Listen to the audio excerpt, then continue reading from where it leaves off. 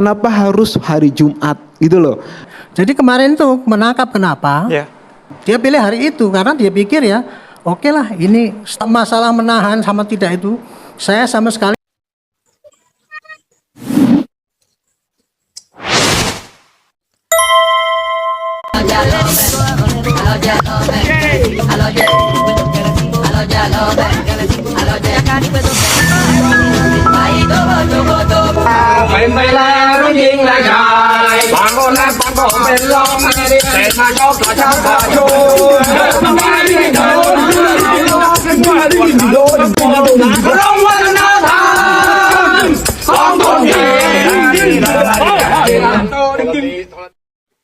Jadi memang yang disampaikan oleh Dr. Tifa waktu itu memang spontanitas dan juga tentu saja keyakinan dari Dr. Tifa dan tim bahwa memang masih ada keadilan yang ditunggu di Republik ini perihal mengenai tadi bagaimana menempatkan sesuatu pada tempatnya. Dalam hal ini saya tegaskan bahwa yang dilakukan oleh Dr. Tifa dan juga Mas Roy Suryo itu adalah ranah ilmiah yang dilindungi oleh asas kebebasan akademis. Nah, kemudian juga di situ jangan lupa juga kita sering ulang dari awal bahwa mereka berdua ini adalah pemberi keterangan, saksi, juga sekaligus tim dari pelapor dari TPUA yang melaporkan ya Pak Joko Widodo pada 9 Desember 2024. Artinya saya mau katakan dari beberapa aspek, saya sampaikan satu aspek saja bahwa sebagai saksi secara prosedur tidak bisa dia karena dilindungi oleh pasal 10 ayat 1 dan 2 Undang-Undang 31 tahun 2014.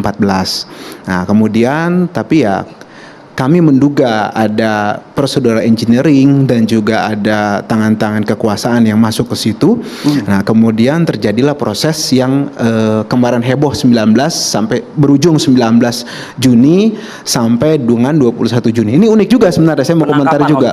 Iya, ini unik juga. 19 sampai 21 itu ada ulang tahun dari pelapor, salah satu pelapor gitu kan. Ini saya mempertanyakan juga apa ini kado ulang tahun gitu atau seperti apa gitu kan. Itu bukan baperan semata aja tuh. Tapi merasa pas. kayak kado ulang tahun. Tapi pas Ya. Sekarang gini, ini kalau teori misalnya, cocokologinya lah gitu ya. Kalau misalnya memang mau ada upaya tersebut, ngapain susah-susah? Kedua klien kita itu memang setiap hari Kamis itu rutin wajib lapor. Tinggal di situ ditentukan, nggak boleh pulang dan semacamnya, selesai. Kenapa harus hari Jumat gitu loh? Kenapa nggak 3 hari yang kemudian terlalu dipaksakan? Wajar dong dari kami, dan ini kami informasikan juga ke publik bahwa bukan berarti mereka nggak datang tiap pekan gitu loh. Apa susahnya pihak kepolisian pada waktu itu panggil aja lah. Bukan memanggil, tapi datang otomatis setiap hari Kamis kok. Kan ada wajib lapor. Datang, ketika datang nggak perlu manggil, nggak perlu repot-repot, nggak perlu heboh. Kalau memang do proses of law-nya mau seperti itu, kan sederhana. Nah, jadi baper tadi saya perkuat dengan yang tadi itu, argumentasi secara logis yuridisnya. Nah, itu kemudian saya boleh komentari juga tadi kalau diizinkan dari Mas Rifai bahwa Pak Joko Widodo insya Allah akan hadir, katanya kan begitu. Nah, tapi saya secara a posteriori pernah mengalami di mana waktu itu kita juga jadi PH-nya Pak Bambang Tri dan Gus Nur. Kasusnya sama, mengenai tuduhan ijazah.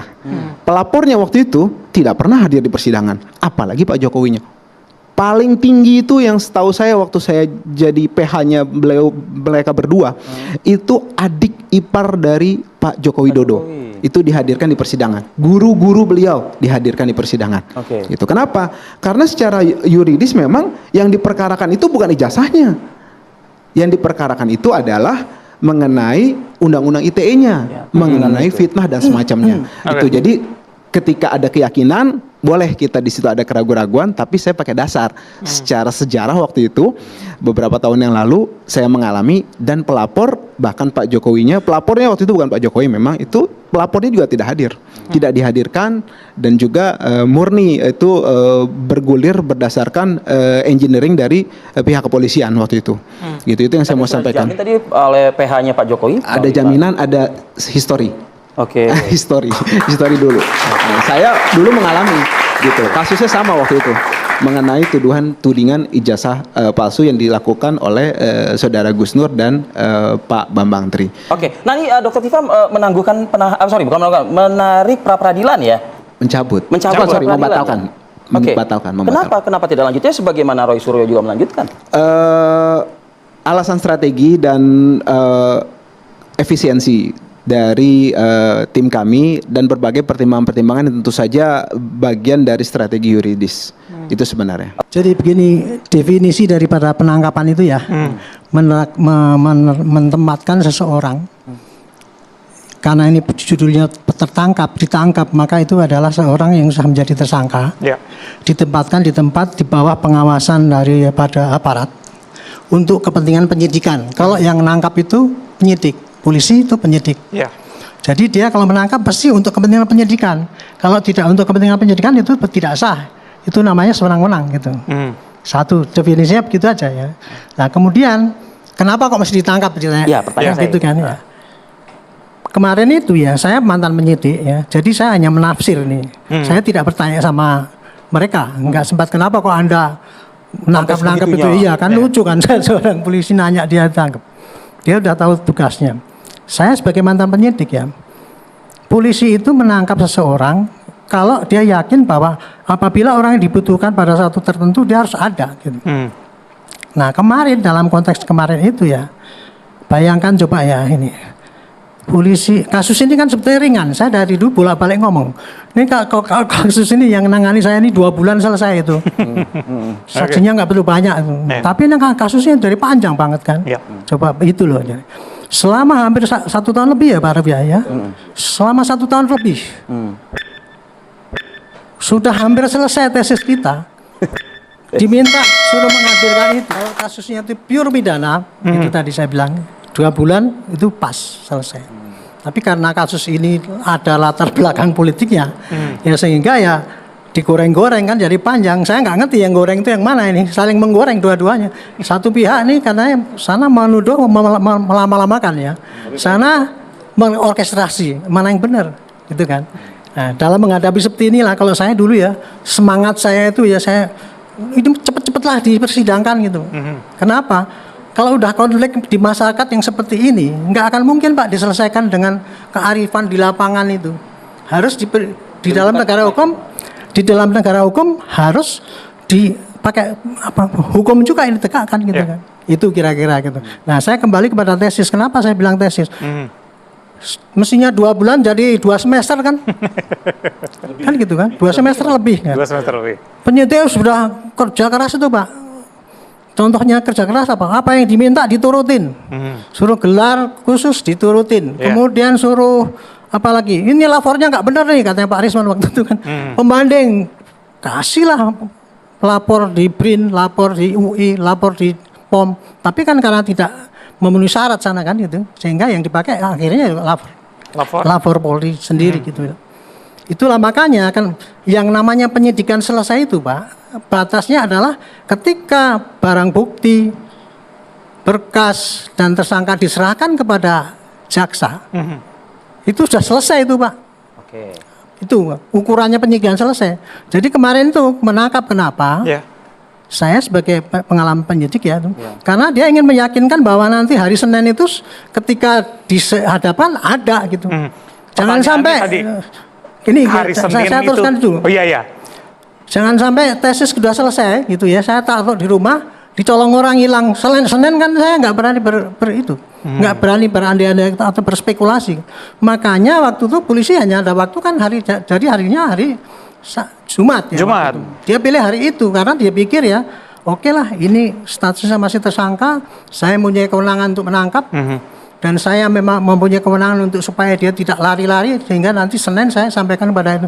Makanya dilakukan itu namanya diskresi. Kira-kira begitu Pak. Pak Aziz tadi bilang setiap hari Kamis ada wajib lapor. Kenapa harus hari Jumat? Itu kan dari sudut pandang mereka kan, jadi tidak akan mungkin lari ya. Tapi kalau polisi, saya sebagai mantan penyidik Pak, dengan cara yang kayak gini yang berlama-lama kayak gitu kan, semua kan menuntut yang terlalu banyak gitu. Kalau ya seandainya kita tidak ambil ya waktu itu. Kemudian ketika dipanggil sakit, mau apa kita? Kan kita yang ketemuan kan jadinya. Oke. Itu kira-kira pertimbangannya gitu Pak ya. Jadi makanya dia ambil ke situ lah. Walaupun ditangguhkan juga hari Senin ya begitu ya. Walaupun akhirnya ditangguhkan juga. Kalau gini Pak, kalau masalah menahan sama tidak itu, saya sama sekali tidak rekomen sama penyidik juga ya. Enggak usah makanya dulu waktu itu marah ya, semua relawannya Jokowi marah-marah itu ketika sampaikan pada tersangka itu kan, kenapa nggak ditahan kan itu kan. Karena saya kan dianggapnya pembelaan Jokowi kan. Iya kan, saya dituduh gitu kan. Kemudian Pak, gini saya bilang, saya bersyukur waktu itu polisi itu nggak menahan kan. Kalau ditahan itu blunder, saya bilang tuh. Kenapa? Ini kasus ini nggak akan mungkin selesai Pak. Nanti ditahan 20 hari tambah perpanjang 40, terpaksa keluar demi hukum, kan malu kan gitu. Nah makanya beruntung tidak ditahan karena memberi peluang yang panjang untuk melakukan penyidikan sepuas-puasnya kan gitu. Kira-kira gitu Pak. Oke.